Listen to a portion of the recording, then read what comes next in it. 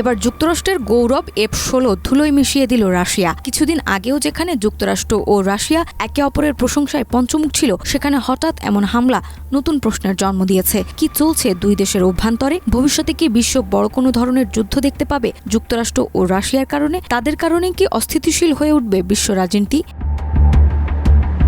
মার্কিন যুক্তরাষ্ট্রের গর্বিত চতুর্থ প্রজন্মের যুদ্ধবিমান F-16, যা দীর্ঘদিন ধরে পশ্চিমা সামরিক শ্রেষ্ঠত্বের প্রতীক হিসেবে বিবেচিত, কিন্তু রাশিয়ার বিরুদ্ধে যুদ্ধে এটি ব্যর্থতার পরিচয় দিয়েছে।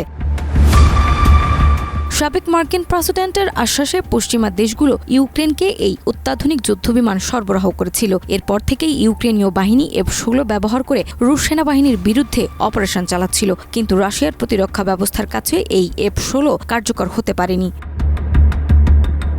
রাশিয়ার প্রতিরক্ষা মন্ত্রণালয় 13 এপ্রিল এক বিবৃতিতে জানিয়েছে, তারা ইউক্রেনে মোতায়েনকৃত একটি F-16 গুলি করে ভূপাতিত করেছে। যদিও এই বিষয়ে বিস্তারিত তথ্য প্রকাশ করা হয়নি। ইউক্রেনীয় বিমান বাহিনীও নিশ্চিত করেছে যে তাদের একটি F-16 বিধ্বস্ত হয়েছে এবং সাথে পাইলটও নিহত হয়েছে।